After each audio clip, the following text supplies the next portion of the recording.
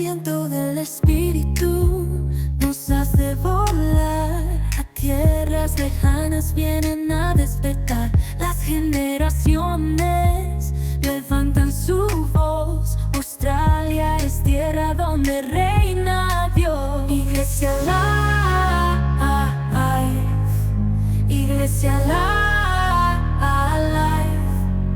Bajo sus alas en fe avanzamos, la luz de su gloria siempre llevamos. Unidos servimos con fuego y pasión, cumpliendo el llamado de su comisión.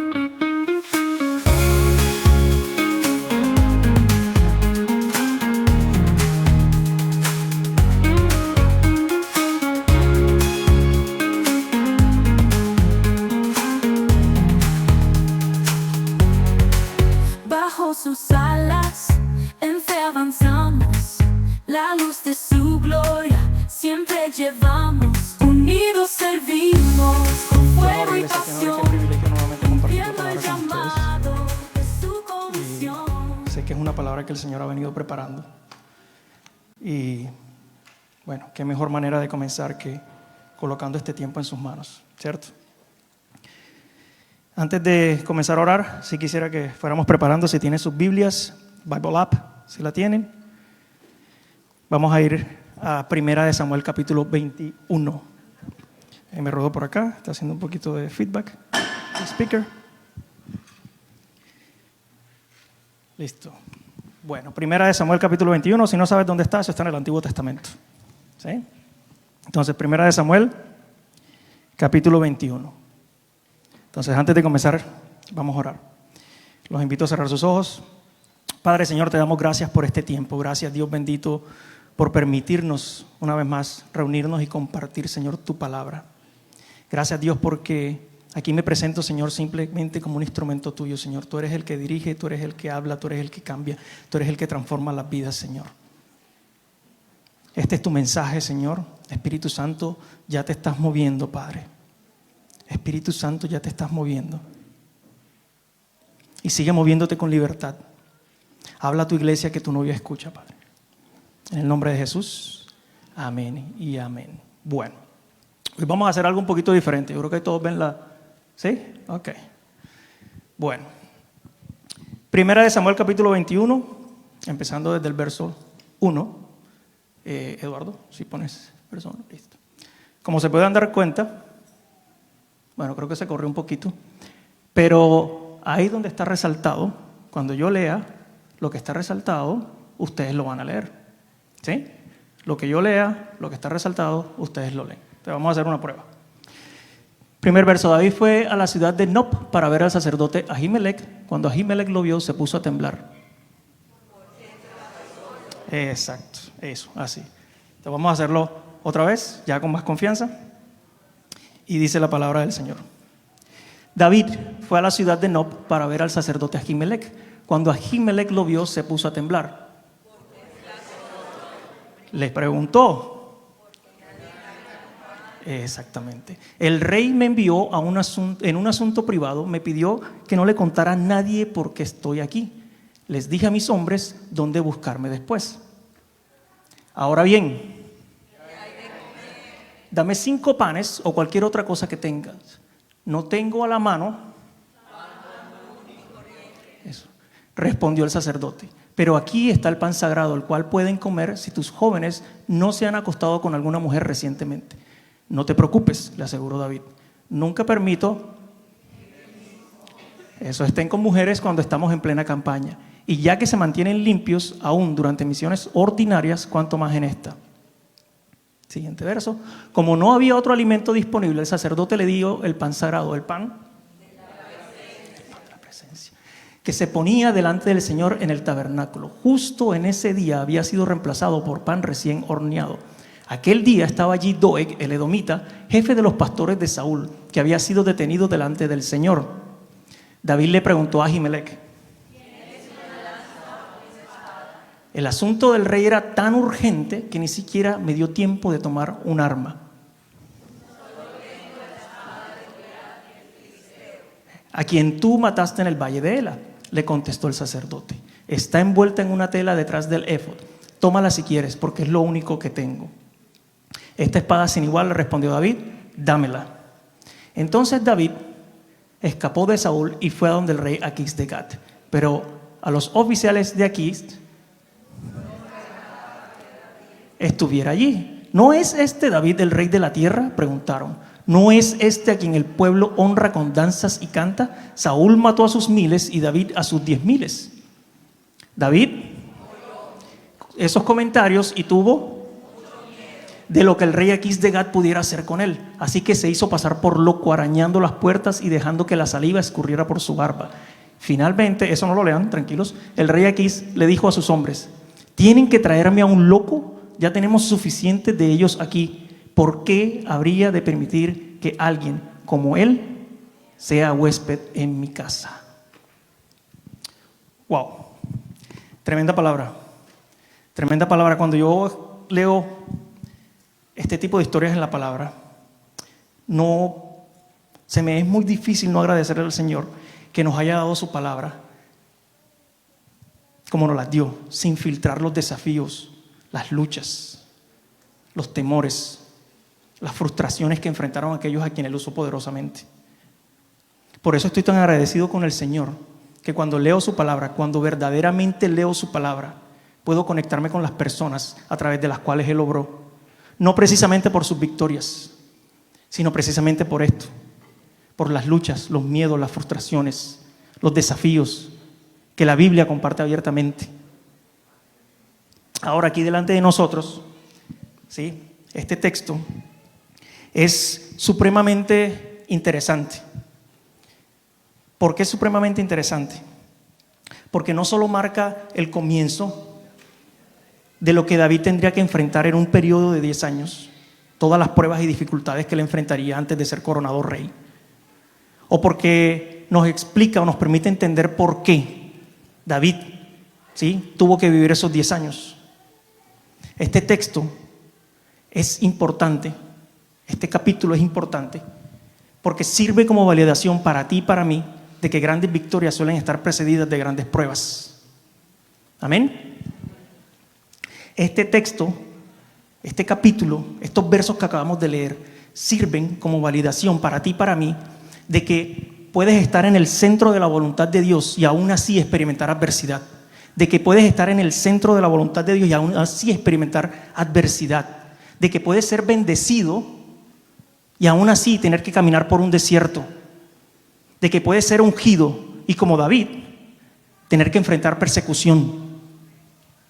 Este texto es validación para ti y para mí de que puedes levantar las manos, dividir el mar y aún así ser criticado, cuestionado y rechazado. De que puedes recibir la visita de un ángel declarando sobre ti que has recibido el favor de Dios, que el Señor está contigo, y encontrarte en los últimos días de embarazo montada en un burro, en un asno y sin un lugar en donde quedarte.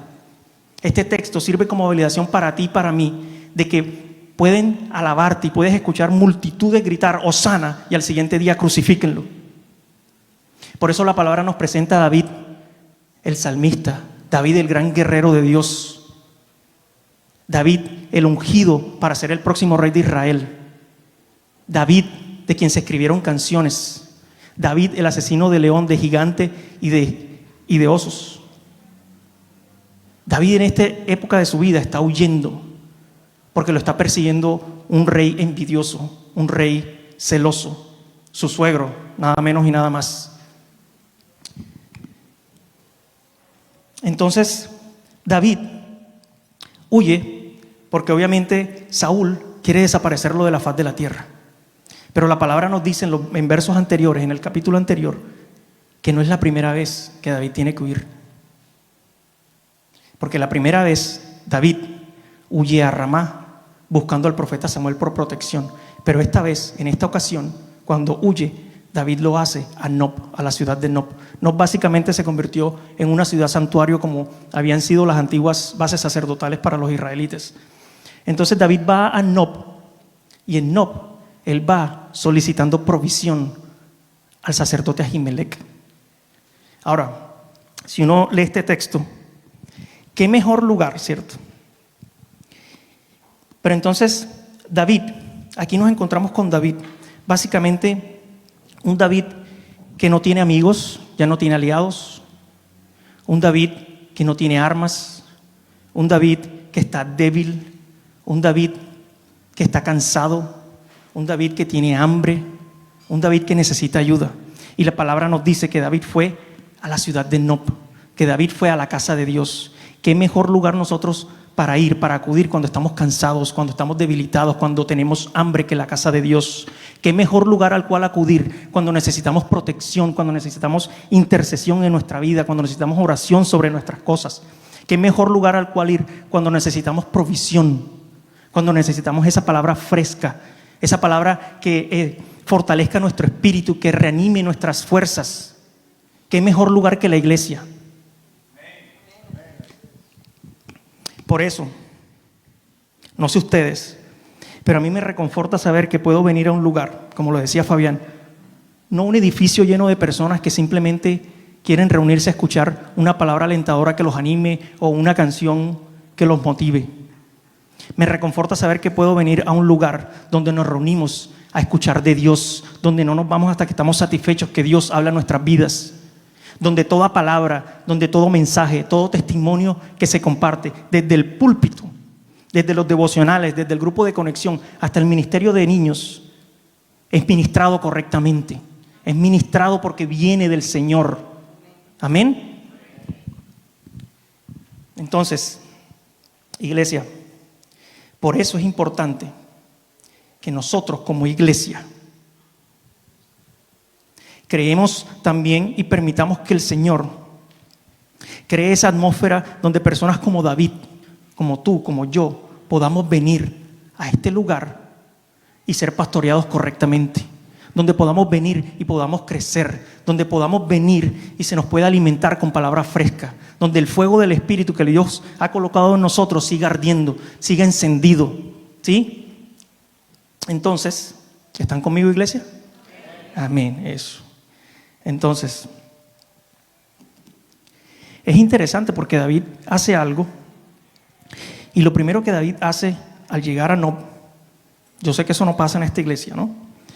Pero parece que en el Antiguo Testamento pasaba. Lo primero que David hace al llegar a Nob es que le miente al sacerdote. ¿Sí? Entonces, David llega a Nob y le dice a Ahimelech: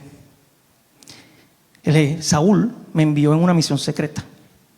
Nadie sabe. Le dije a mis hombres que se quedaran en alguna parte. Y eso es lo primero que David hace. Y es muy interesante porque esto realmente nos muestra lo primero de tres cosas que vamos a ver David hace. Y realmente lo que está pasando es que esto revela el corazón, el estado del corazón, de la fe y de la confianza de David. Y es precisamente ese conocimiento que tiene Dios de David en este estado lo que va a llevar a David a que experimente los siguientes 10 años de su vida en el desierto. Porque ¿qué pasa? Permítanme les explico. Básicamente, David, en esencia, lo que está diciendo David es esto: yo tengo que torcer las reglas para asegurarme de lograr el resultado que yo quiero, que yo deseo. Y David está olvidando algo, iglesia, y es que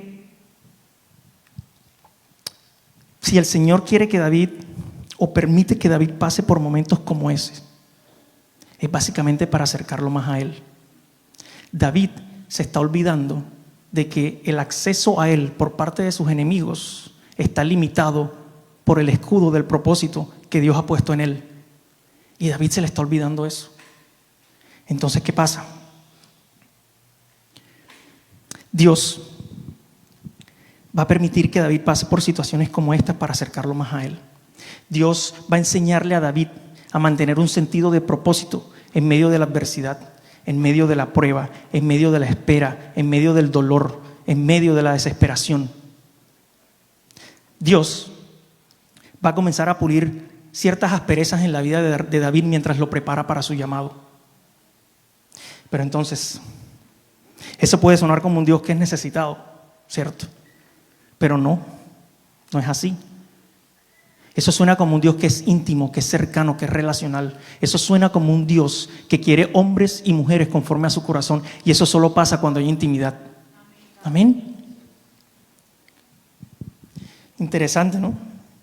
Porque básicamente David, es como si David estuviera diciendo: yo no creo que Dios pueda llevarme al trono a menos de que yo lo ayude mintiendo.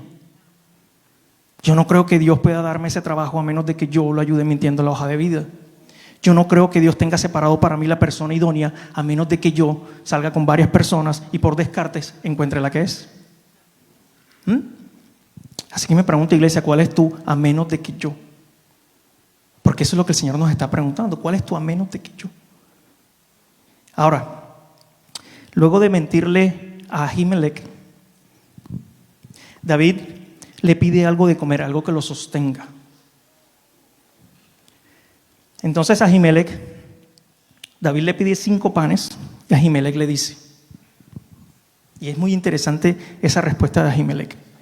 Por eso la palabra hay que tomar el tiempo de leerla, pero de verdad leerla. Porque la respuesta de Ahimelech le dice a David: David, la única arma que tengo es la espada de Goliat, a quien tú mataste en el valle de Ela. Esa es la única espada que tengo. Si la quieres, tómala. David obviamente toma la espada, pero si ustedes se fijan, si leemos con detenimiento ese verso, Ahimelech le está diciendo: David, la única espada que yo tengo es la de Goliat el filisteo, a quien tú mataste en el valle de Ela, a quien tú mataste en el valle de Ela. Es como si Ahimelech realmente le estuviera diciendo a David: David, tú no puedes derrotar al enemigo empleando sus tácticas, porque cuando lo haces comienzas a depender de los métodos del mundo, y cuando dependes de los métodos del mundo te estás conformando al mundo. ¿O es que acaso tú necesitaste de una espada para derrotar a Goliat? No, David. Tú confiaste en que Dios te entregaría al gigante en tus manos. Tú confiaste que Dios te daría la victoria. David, tu arma más poderosa no fue la espada, no fue ni siquiera la onda o las 5 piedras. No. Porque así David hubiera tirado esa piedra y cayera ahí mismo, el Señor hubiera hecho que esa piedra rebotara y cayera en toda la frente de Goliat. Entonces, David, tu arma más poderosa fue tu fe, fue tu confianza. Ese fue el escudo que te protegió del miedo. Ese fue lo que te dio a ti visión, agudizó tu visión para pegar en el target. Eso fue lo que te mantuvo a ti con paz en medio de las amenazas del gigante. Ahora, esta fue la segunda cosa que David hizo. Miren, es interesante porque en momentos de crisis, porque David básicamente está en una crisis, está sin amigos, no tiene arma, no tiene ningún aliado, está cansado, tiene hambre. En momentos de crisis, nosotros necesitamos personas como Ahimelech. Personas que han madurado espiritualmente tanto, que tienen claro lo que han sido llamados a ser y ser. Personas que saben operar y caminar los dones que Dios les ha dado. Personas que saben percibir tu postura, porque espiritualmente pueden discernirlo y saben hacer las preguntas correctas. Por eso Ahimelech le pregunta a David: ¿por qué estás solo? ¿Por qué nadie te acompaña? ¿Por qué has estado tratando de pelear esta batalla solo? Son personas que te recuerdan la fidelidad de Dios. Son personas que te recuerdan que a pesar de que tú no sepas qué va a pasar a continuación, eso no significa que Dios no te esté guiando. Son personas que te recuerdan que Dios gobierna toda la creación y que está al mando de tus desafíos y situaciones personales. Y que si estás en un momento en tu vida donde la situación donde estás no te deja ver una salida, dejes de enfocarte en tus fallas y de discutir con tus debilidades y te pares firme en la palabra y comiences a declarar la voz de Dios. Amén. Son personas que te recuerdan que los momentos de gran presión en tu vida son oportunidades que Dios te da para que seas más como Cristo. Son personas que te recuerdan que no solamente tienes un pasado, sino que tu presente no puede ser tu final cuando tienes un futuro prometido por Dios. Entonces, iglesia, la pregunta es, ¿ustedes conocen a su Ahimelech? Porque si no, aquí hay varios Ahimelechs. Amén. Los Ahimelech que necesitamos son esas personas con influencia divina. Ahora, el siguiente paso de David es decidir que tiene que huir más lejos. Entonces, así es como David termina en una de las 5 ciudades mayores filisteas, en Gat. Y ustedes saben quién era el ciudadano más famoso de Gat. El nombre rima con Gat. Goliat. Goliat era el ciudadano más famoso de Gat. ¿Y con qué entró David a Gat? Con la espada de Goliat. Con la misma espada que le separó la cabeza del cuerpo a Goliat. Entonces imagínense lo desesperado y la crisis en la que está y en el espiral tan descendiente que se encuentra David. Ahora, en el momento en que David entra en Gat, en algún momento de su estadía en Gat, de su corta estadía en Gat, David se da cuenta de algo. David se da cuenta de que no fue la decisión más sabia. David se da cuenta de que no era un lugar seguro para él. Así que David entra en modo pánico. ¿Alguna vez ustedes han estado así? ¿Se han sentido así? David entra en ese modo pánico. ¿Y qué es lo primero que se le ocurre a David para salir de ese lío en el que se metió? Actuar como un loco. Entonces adopta una posición que se hace pasar por loco y comienza a babearse todo. Comienza a arañar las puertas. Ahora, aquí quiero que hagamos una pausa, iglesia. Porque si ustedes lo piensan, ¿qué es lo que ha llevado a David a llegar a este punto? Les dije que son 3 cosas las que David hizo. ¿Qué es lo que ha llevado a David a hacer estas 3 cosas? La primera fue depender del engaño. La segunda, confiar en un arma. Y ahora la tercera, buscar refugio en su enemigo. Pero ¿qué es lo que ha llevado a David a hacer eso? Miren, como muchos de nosotros, al igual que David, nos hemos dejado convencer de que el miedo simplemente paraliza. Y sí, el miedo paraliza. Pero el miedo también puede llevarte más lejos de lo que inicialmente querías ir.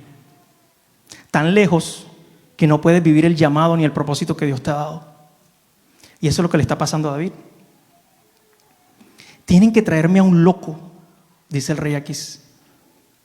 Ya tenemos suficiente de ellos aquí. Y al parecer Gad estaba llena de locos. Miren, en el verso 11 leíamos que David, la misma población de Gad lo había identificado como el rey de la tierra. Y ahora lo estaban identificando como uno de ellos. Pasó de ser el rey de la tierra a uno de ellos, de los que se arañan, de los que se babean todo, de los que dicen necedades, de los que dicen disparates, de los que son necios, de los que hacen y comprometen lo que sea para agradar, para encajar en un grupo.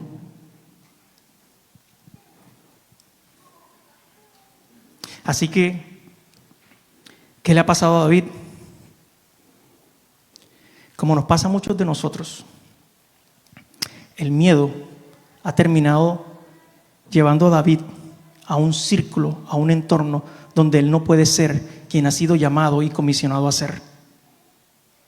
Porque la realidad, iglesia, es que el poder del miedo no está en lo que pueda hacer, en su capacidad. El poder del miedo está en la voz que carga. Por eso es que David ha terminado donde terminó. Ahora, mi pregunta es, ¿dónde estás tú dejando que tu miedo te lleve? ¿Al círculo o al entorno donde te está despojando de tu verdadera identidad? ¿Al lugar donde ni siquiera reconoces entre un sabio o un mal consejo? ¿Donde no reconoces quién es tu amigo o tu enemigo? ¿A un círculo, a un entorno donde ni siquiera tú deberías estar? ¿A dónde te está llevando la voz del miedo? ¿A hacer cosas que nunca pensaste que harías? ¿O a decir cosas que nunca te imaginaste dirías? ¿O a lugares donde nunca te imaginaste que irías? ¿A dónde te está llevando la voz del miedo? Porque miren, la palabra nos da ejemplo tras ejemplo del poder del miedo. Los israelitas tuvieron que caminar 40 años en el desierto, porque cuando escucharon el reporte de los espías que Moisés había enviado, dejaron que la voz del miedo les hiciera dudar el llamado de Dios de poseer la tierra prometida. Abraham terminó en Egipto diciendo que Sara era su hermana. Y había cierta verdad en eso, ¿no? Era su medio hermana, pero era una mentira. Nunca dijo que era su esposa. ¿Por qué? Porque permitió que la voz del miedo le hiciera dudar la provisión de Dios cuando hubo sequía en la tierra. Elijah, el profeta Elías, después de vencer 400 y tantos profetas, dejó que la voz del miedo lo terminara llevando debajo de un árbol deprimido. Entonces la palabra nos da ejemplo tras ejemplo del poder que tiene la voz del miedo. Ahora, indudablemente David está en un momento debilitante, está en una crisis. Y es precisamente en esos momentos donde nosotros somos más vulnerables y fáciles a sucumbir a la voz del miedo. ¿Y qué pasa? Que cuando sucumbimos a la voz del miedo, comenzamos a alinearnos con las mentiras del enemigo. Comenzamos a básicamente aceptar su falsa narrativa, su discurso repetitivo. Entonces es cuando él viene y trata de convencernos de que Dios no nos ama, de que estamos fuera de su voluntad, de que Dios está molesto con nosotros. O viene a convencernos de que Dios nos está quitando algo, una posición, nuestra familia, nuestra salud, nuestros hijos, mi rol de esposo, de esposa. ¿Y saben qué pasa? Que si Él logra hacernos creer que Dios hace eso, entonces nosotros dejamos de creer lo que Dios dice sobre nosotros. ¿Sí?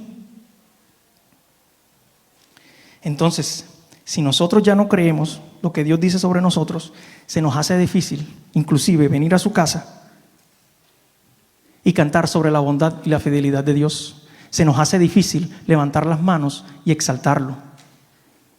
Porque les digo algo, la batalla más fácil de pelear para el enemigo es la que no tiene que luchar, es la que no tiene que pelear. ¿Sí están conmigo, iglesia? Amén.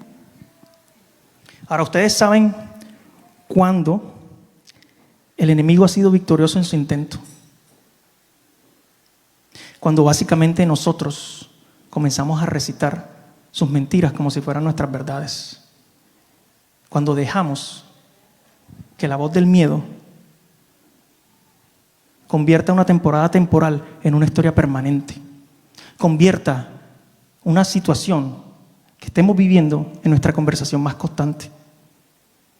Ahí es cuando el enemigo gana. Cuando él simplemente deja de susurrar y nosotros ya comenzamos a repetir. Ahora, el ser creyentes no quiere decir que somos inmunes al miedo. Pero la realidad es, iglesia, que Dios no nos ha creado ni nos ha diseñado para que seamos conquistados por el miedo, para que seamos controlados por el miedo. Dios nos creó para caminar por fe. Y por fe es que yo puedo ver el miedo por lo que es. Porque cuando lo veo a través del lente de aquel que sostiene el universo en sus manos, de aquel que lo cubre no solamente lo grandioso, sino los aspectos más pequeños de nuestras vidas, yo veo el miedo por lo que es. No es una señal de derrota, el miedo no es un signo de debilidad, no. Porque cuando uso mi fe y lo veo a través del lente de Dios, el miedo se vuelve una invitación para conquistar algo. El miedo se vuelve una invitación para conquistar algo, iglesia. Se vuelve la oportunidad para que nuestra fe entre en acción. ¿Y qué pasa? El enemigo no quiere que hagamos eso. ¿Por qué? Porque al otro lado del miedo está tu milagro. Al otro lado del miedo está tu restauración. Al otro lado del miedo está tu victoria. Al otro lado del miedo está tu sanidad. Y eso es lo que el enemigo no quiere que veas. Ahora,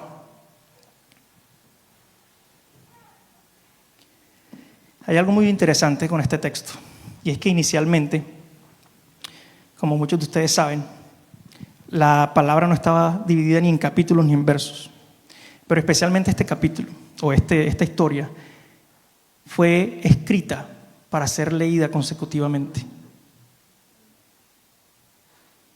Porque tiene mucho más sentido lo que sucede a continuación en el siguiente capítulo, si leemos primero el capítulo 21.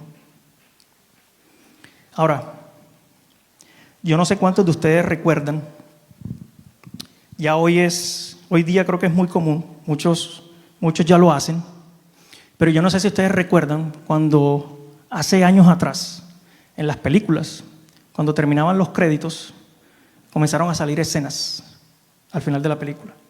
Y mucha gente se iba sin saber que al final había una escena. Y se perdían lo que podía venir. Y esa escena estaba hecha con la intención de crear una expectativa, de dar esperanza, porque la historia continuaba o algo más iba a suceder. Ahora, si nosotros terminamos leyendo esta historia del capítulo 21, David básicamente terminó derrotado. Dejó de ser quien era para ser uno de ellos, un loco más. Pero entonces, qué bonito que el Señor, como les decía al comienzo, nos dio su palabra sin filtrar nada. Entonces en el capítulo 22, en el verso 1, ¿qué tienes? Entonces David salió de Gat y escapó a la cueva de Adulam. Entonces, ¿qué sucede? La gente de Gat,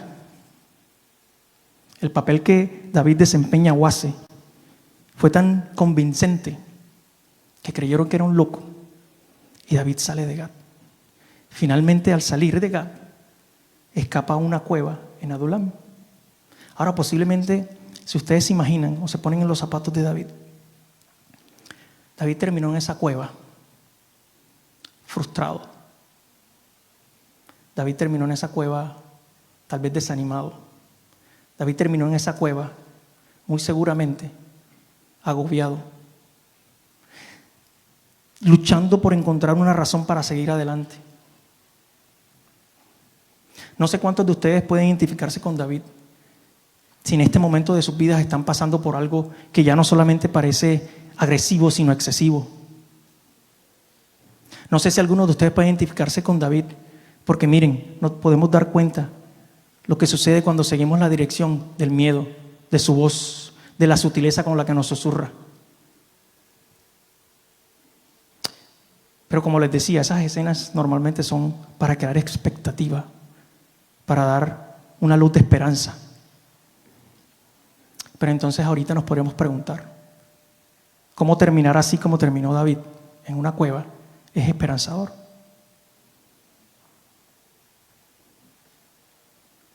Y es esperanzador. Y me alegra que pregunten. Porque miren, la cueva es un lugar de transición. Así que no se permitan pensar ni por un instante, ni por un momento, que tu transición es la victoria del enemigo, que es el trofeo que él puede coger y alardear. Porque la cueva no es señal de debilidad. La cueva es un escalón hacia tu victoria. La cueva no es donde tú terminas. Jamás es donde tú terminas. La cueva es donde básicamente te pulen, te liman. Es donde te preparan para tu propósito. Porque Dios puede usar una cueva como una de sus mayores herramientas de aprendizaje, donde nosotros podemos recibir una de nuestras mayores enseñanzas. Porque tú no apreciarías la luz si primero no hubieras experimentado la oscuridad. Tú no apreciarías realmente la vista desde la cima de una montaña si primero no hubieras estado en lo más profundo de una cueva. Y es precisamente en lo más profundo de una cueva, en la oscuridad de ese momento, donde a menudo nosotros descubrimos el carácter de Dios, la verdad de sus promesas y donde su palabra comienza a echar más raíces. Porque es muy fácil, iglesia, es muy fácil adorar a Dios cuando estás en la cima de la montaña, cuando tu refrigerador está repleto, Cuando puedes pagar tus cuentas y aún te queda dinero en el banco. Cuando tu salud es fuerte. Cuando tienes un muy buen trabajo. Cuando tu familia está unida. Es muy fácil adorarlo. Pero en la cueva es otra historia. En la cueva es donde realmente tú descubres de qué está hecha tu fe y dónde reside tu confianza. Si es en ti, en otros o en Dios. Amén. Miren, hay algo maravilloso que David hace y que es clave al momento de superar, de vencer el miedo. Por eso no podemos pasarlo por alto. Porque de ello depende que cuando el miedo venga a comenzar a hablarnos, cuando venga a taladrar nuestra mente y nuestro corazón, no pueda controlarnos. Por el contrario, nos encuentre lleno de fe, nos encuentre lleno de la palabra del Señor, nos encuentre llenos de su gloriosa presencia. Miren, si regresamos al verso 3, Eduardo, si lo tienes. Verso 3. Estamos, ok. David, lo primero que pregunta es, ¿qué hay de comer? ¿Qué hay de comer? 5 versos más adelante, eso sería el verso 8. Ahí se dan cuenta que soy ingeniero. David le pide un arma a Ahimelech. David primero le pidió algo de comer y luego un arma.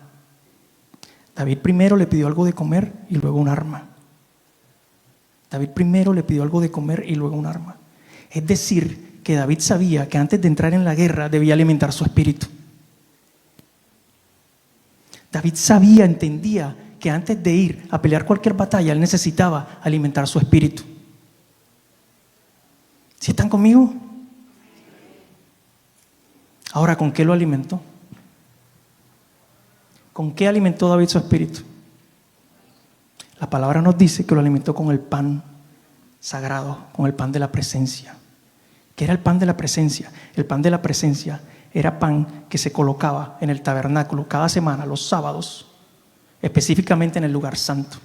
Cuando ese pan se reemplazaba por pan fresco, el pan que había quedado se le daba a los sacerdotes como alimento, el pan viejo. Y según la ley, solo los sacerdotes podían comer de ese pan. Ahora, para muchos de ustedes, puede que ese suceso suene familiar. Y es que precisamente nuestro Señor Jesús utilizó ese suceso como referencia para responder a uno más de los señalamientos de los fariseos. Este preciso suceso Jesús lo utilizó. Y eso lo pueden encontrar en el Evangelio de Mateo, Marcos y Lucas. Pero entonces, ¿con qué lo alimentó David? Lo alimentó con pan que había estado por 7 días expuesto a la mismísima gloria de Dios. Un pan que se había llenado completamente de su presencia. Miren, en las crisis más profundas, en las crisis más duras, una solución normal, una solución regular no es suficiente.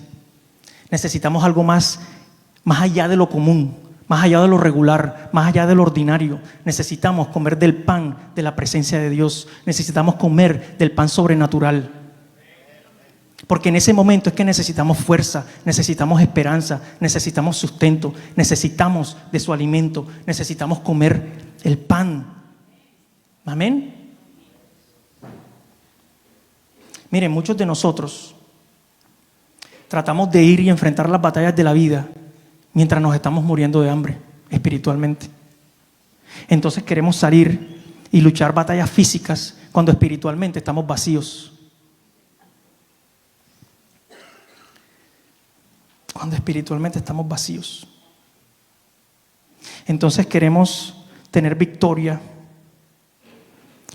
por la pelea en nuestras familias, nuestra relación, nuestro matrimonio, nuestros hijos, nuestro propósito, nuestra iglesia, nuestro ministerio, nuestro trabajo.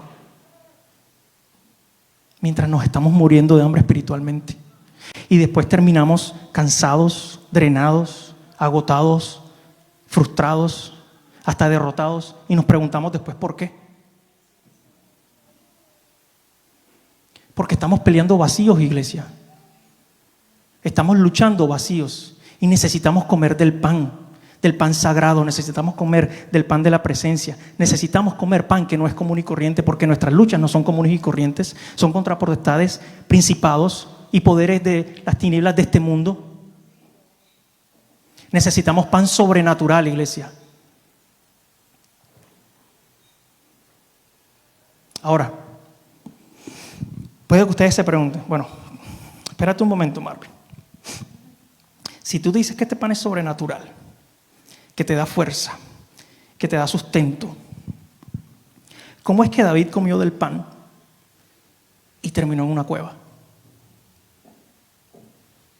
Porque eso no suena para nada exitoso o victorioso. ¿Cómo es que David come del pan y termina en una cueva? Me alegra que preguntan, iglesia. Hoy están haciendo unas preguntas, pero tremendas. Miren, hace poco yo conversaba con un amigo que estuvo en el ejército por varios años y él me explicaba, estuvo en una zona de conflicto, de alto conflicto, y él me explicaba cómo dentro de todas las cosas que les enseñan, también les enseñan a racionar la comida, a particionar, o sea, a porcionarla. Y David había dejado de ser pastor ya por mucho tiempo, ya David era un hombre de guerra. Y como un hombre de guerra, David sabía que durante una campaña o en situaciones de supervivencia necesitaba porcionar la comida. Así que cuando David le pide a Ahimelech los 5 panes, estoy seguro, y se lo preguntaré cuando lo vea, que David porcionó la comida, David porcionó el pan. Porque si eres un hombre de guerra, sabes, tienes ya en tu mente que debes porcionarlo porque no sabes cuánto va a durar la guerra. Así que David porciona el pan. En medio de su afán, en medio de su urgencia, en el templo, David come del pan. Y ese fue el pan que le dio el sustento para poder llegar hasta la cueva, como veíamos en los versos. Pero en la cueva, David tuvo tiempo de alimentarse. David tuvo tiempo de probar el pan, de saborearlo, de degustarlo. Por eso es que cuando comemos del pan, no podemos apresurarnos. Necesitamos tomar el tiempo para meditar en la palabra del Señor, para degustar, para sacar todos los nutrientes que hay aquí. Amén. Entonces, mientras David degustaba del pan de la presencia, sintiéndose derrotado, frustrado, hasta molesto consigo mismo, mientras David degustaba el pan, mientras lo saboreaba,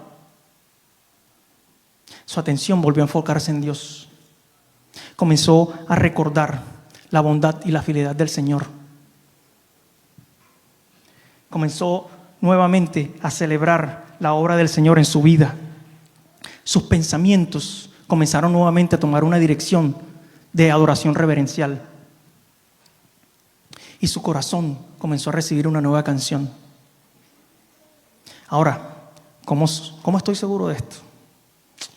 Les dije, iglesia, están hoy preguntando, pero pobrecito el que le toque la próxima semana.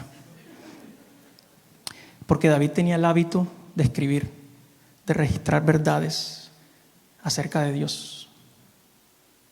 Y lo podemos ver en los Salmos. Ahí es donde David plasmó muchas de las verdades de Dios. Por ejemplo, en el Salmo 23, David dijo que no tenía miedo al mal. En el Salmo 27, David dice, ¿de qué tengo que tener miedo cuando aquel que controla todo está a mi lado? En el Salmo 34, David dice, ¿cómo puedo estar sofocado por el miedo estando en la presencia reconfortante del Espíritu? ¿Cómo puedo temer lo que otros pueden hacerme si mi confianza está en Dios? Salmo 56. Iglesia, ¿tienen sus Biblias con ustedes? ¿Tienen sus Biblias? Si no, el Bible app, ¿ok? Hoy estoy usando la Biblia de mi esposa. Y ella, tan hermosa, me separó el verso. Quiero que lean el encabezado del Salmo 34.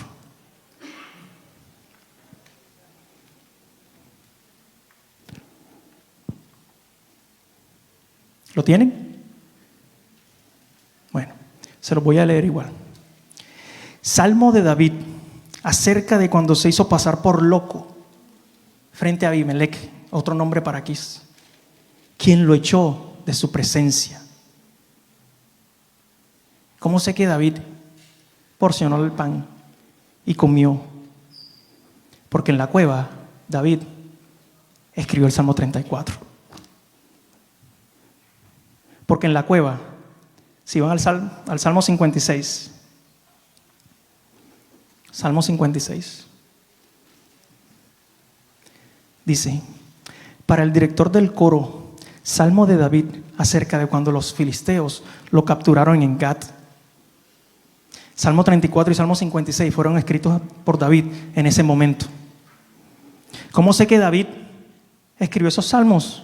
¿O cómo David pudo escribir esos salmos después de todo lo que le estaba pasando? Porque David no estaba básicamente buscando inspiración de su situación. Sí, había algo que ver en eso.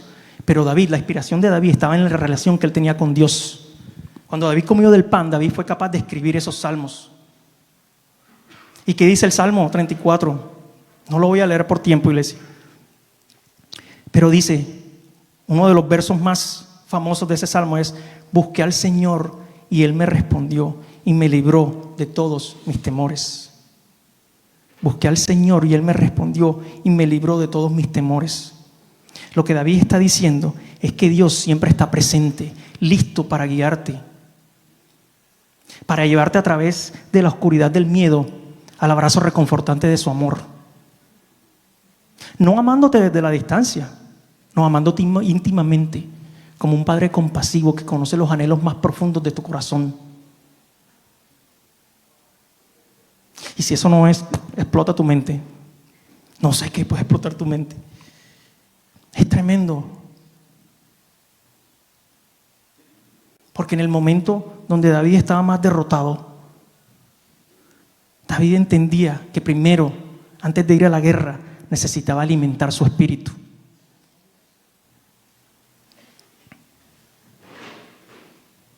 Prueben y vean que el Señor es bueno. Otras versiones dicen: degusten y vean que el Señor es bueno. Lo que David está diciendo es que la bondad de Dios está fuera de toda duda. No hay duda que el Señor es bueno, iglesia. Y si Dios es bueno, y si Dios es genuina, práctica y consistentemente bueno, nuestra copa de bienestar, de seguridad, de paz, de confianza, de fe, debería estar rebosándose. Porque un Dios que es bueno no abandona a sus hijos. Un Dios que es bueno no rompe sus promesas. Un Dios que es bueno ama a sus hijos.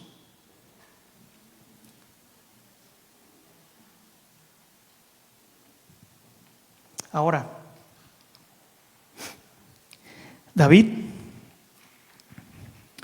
Dios le da a David un momento en la cueva. Y si estás en una cueva en este momento, esto tiene que ser esperanzador para ti. Porque Dios le da a David un momento en la cueva para que David pueda descansar, para que David pueda orar, para que David pueda reconectar con el Padre, para que David se recupere, para que David sepa qué tiene que hacer antes de tomar la decisión de cuáles van a ser sus siguientes pasos. Porque al final de la cueva, así como le pasa a David, porque al final de ese tiempo en la cueva, David va a estar listo para tomar decisiones basadas en su fe y en su confianza en Dios y no en su temor del hombre.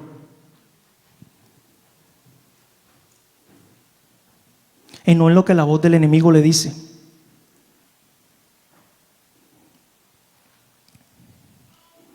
Iglesia, pónganse de pie, por favor.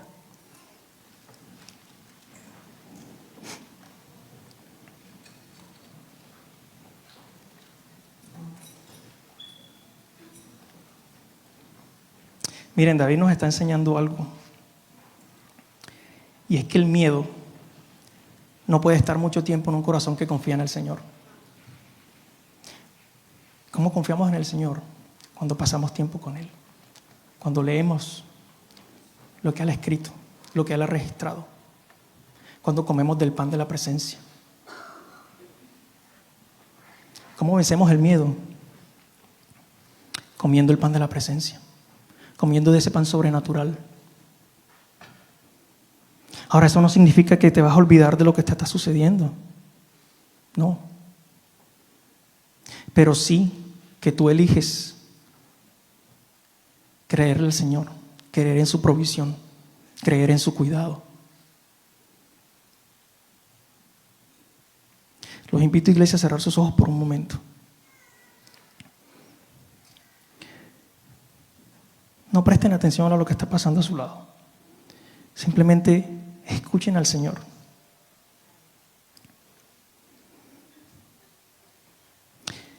Miren, Dios es lo suficientemente tierno para amarnos y consolarnos, pero también es lo suficientemente fuerte para ser nuestra roca, nuestro refugio, nuestro estandarte. Así que tomen su Biblia, tomen el pan de la presencia, pero no lo traten como comida rápida, porque no puedes apresurarte en la revelación que el Señor tiene para ti. No puedes simplemente raspar la superficie y descubrir el tesoro que hay ahí escondido. Necesitas pasar tiempo con el Señor. Necesitas separar ese tiempo. Necesitas comer. Necesitas probar. Necesitas degustar. Necesitas saborearte en el pan de su presencia.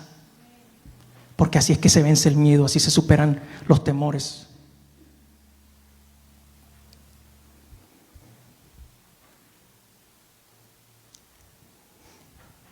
Cierren sus ojos, iglesia.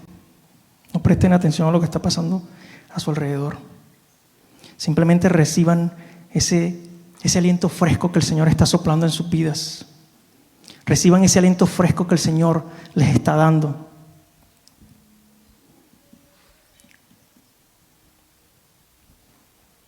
Padre, yo te pido hoy, Señor, que cada hermano aquí presente puedas recibir, Señor, ese pan que tú has preparado y que has cocinado para ellos, Señor.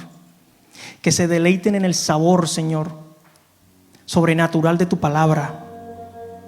Que puedan, Señor, degustar los nutrientes que hay en ella, Señor.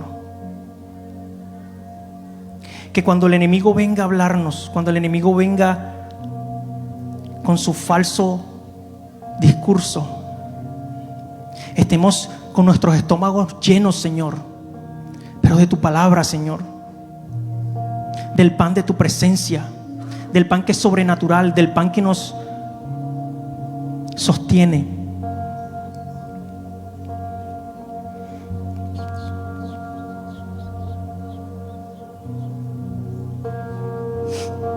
Que sea el pan, Señor, lo que más anhelemos y deseemos, Señor. Porque así como el pan de la presencia físicamente, Señor, estuvo por 7 días. Por 7 días, Señor, expuesto a tu gloriosa presencia, Señor.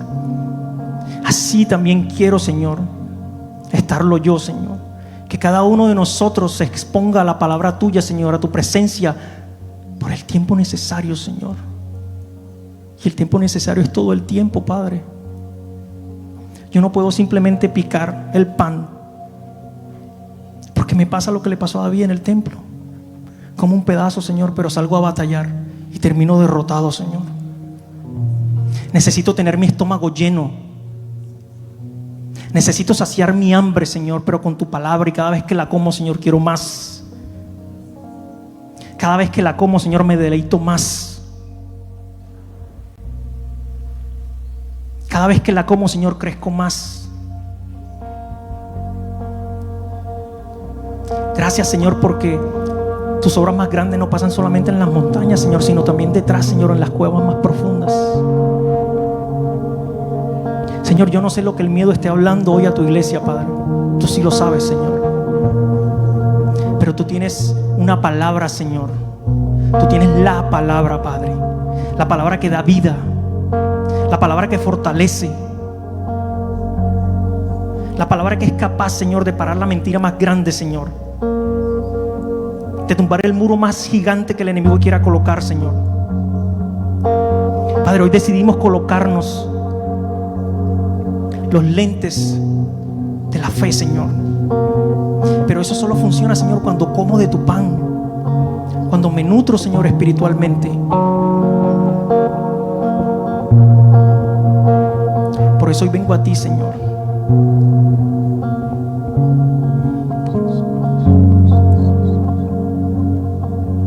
Hoy vengo a declarar, Señor, cualquiera que sea mi miedo, Señor, miedo a que mi matrimonio se destruya, miedo a que mi matrimonio no se restaure, miedo a que no pueda traer a mis familiares, Señor,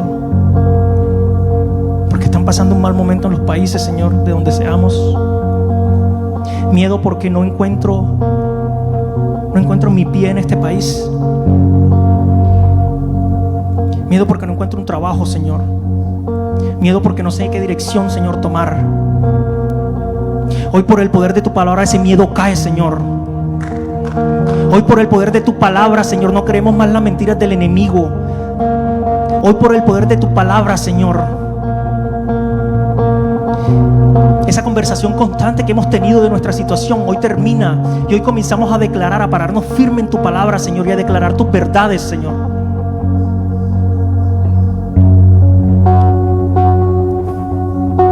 Padre,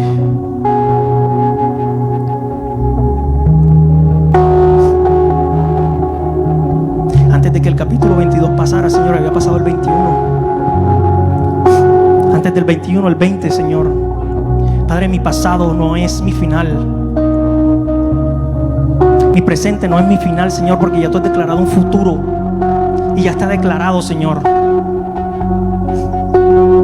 Yo te doy gracias, Padre, porque hoy reclamo ese futuro, Señor. Porque hoy miedo, tú no tienes poder sobre mí. Orgullo, tú no tienes poder sobre mí. No tienes poder en mi familia, no tienes cabida en mi casa.